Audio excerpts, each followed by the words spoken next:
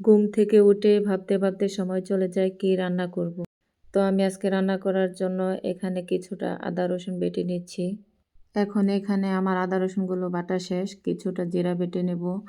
এই তো এখানে নিয়ে নিলাম এখন অল্প কিছু জিরা, এই জিরাগুলো ভালো করে বেটে নেব। অনেক দিন যাবৎ একটা পেজ চালু করে রেখেছি, এখনও কোনো ভিডিও আপলোড দেইনি।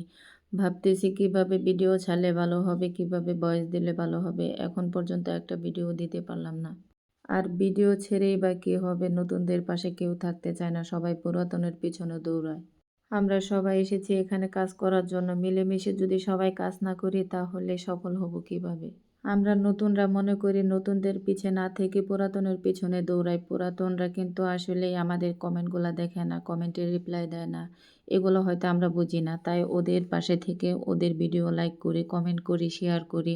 এর জন্য এত বড় হতে পারে ওরা। একটা পুরাতন ইউজারকে কমেন্ট করে আপনি যতখানি উপকৃত না হবেন, না পাবেন, তার থেকে বেশি উপকৃত হবেন একটা নতুন ইউজারকে কমেন্ট করে।